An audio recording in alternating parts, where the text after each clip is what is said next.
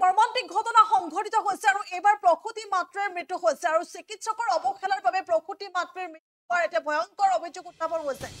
আৰু এখন চিকিৎসালয়ত এবাৰ হাহাকাৰ পৰিৱেশে বিৰাজ কৰা পৰিলক্ষিত হৈছে এখন চিকিৎসালয়ত হাহাকাৰ লাগিছে কিয়নো এগৰাকী প্ৰসূতি মাতৃৰ মৃত্যু হৈছে এগৰাকী প্ৰসূতি মাতৃৰ মৃত্যু হোৱা কেন্দ্ৰ কৰি এইদৰে এখন চিকিৎসালয়ত হাহাকাৰ পৰিস্থিতিয়ে বিৰাজ কৰা পৰিলক্ষিত হৈছে বিলাসীপাৰাত সংঘটিত হৈছে এই ঘটনা বিলাসীপাৰাৰ সমজিলা অন্তৰ্গত এখন আদৰ্শ চিকিৎসালয় আৰু সেই চিকিৎসালয়খনত প্ৰসূতিৰ মাতৃৰ মৃত্যু হৈছে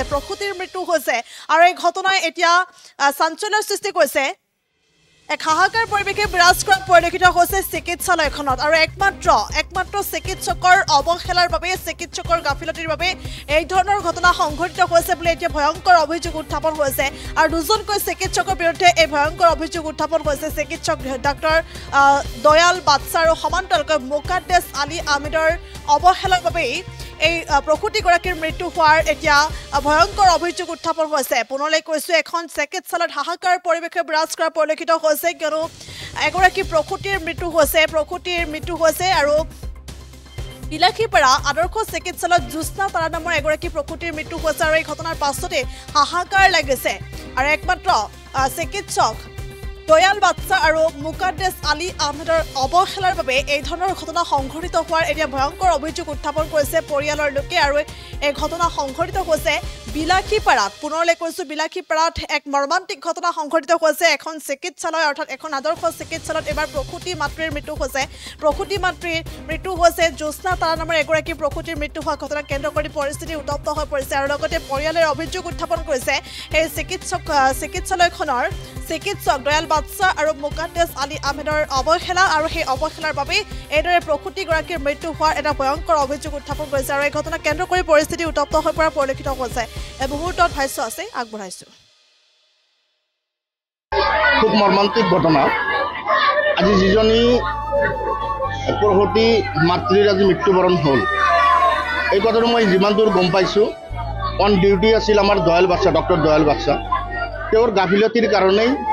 এই মাতৃজনীৰ মৃত্যু হ'ল গতিকে অসম চৰকাৰৰ মাননীয় মুখ্যমন্ত্ৰী ডাঙৰীয়া হাততে তেওঁ ঘোষণা কৰি আহিছে যে আমাৰ হস্পিটেলবিলাকৰ চিকিৎসাৰ ব্যৱস্থা খুব উন্নত ধৰণৰ কিন্তু এই ডক্টৰজনৰ যেতিয়াৰ পৰাই আমাৰ এই হস্পিটেলত যোগদান কৰিছে তেতিয়াৰ পৰাই তেওঁ চৰকাৰী নীতি নিয়ম উলংঘা কৰি তেওঁ ব্যক্তিগতভাৱে কিছুমান কাম কাজ কৰি চলিছে আজি আপোনালোকে তেওঁৰ যিমানবোৰ পেচেণ্ট আছে পেচেণ্টবোৰ আমাৰ ইয়াতে ৰহমত মেডিকেল নামৰ এটা মেডিকেল আছে তেওঁ নিজাববীয়া তাতে পঠাই দিয়ে তাৰ পৰা পাৰ্চেণ্টেজ লৈ ৰোগীবিলাকক কোনো ধৰণৰ তেওঁ গুৰুত্ব নিদিয়ে আজি যিজনী মাতৃৰ আজি মৃত্যু হ'ল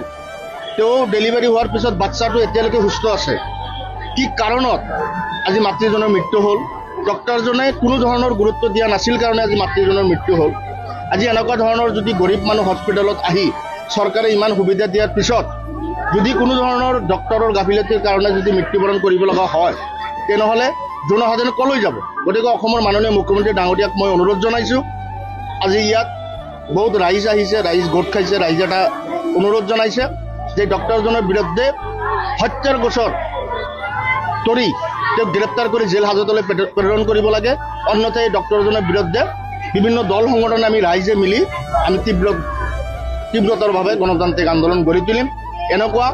মানুহ হত্যাকাৰী ডক্টৰ আমাৰ বিলাসীপাৰাত নালাগে বহুত ডক্টৰ আছে কোনো এজন ডক্টৰৰ তেনেকুৱা ধৰণৰ অভিযোগ নাই এই দয়াল বাদশাৰ ওপৰত এনেকুৱা যে অভিযোগ এই অভিযোগ ডক্টৰজনক ওপৰত বিহিত যিকোনো খবৰৰ বাবে যোগাযোগ কৰক 7099017330 লগতে 7099017110 নম্বৰত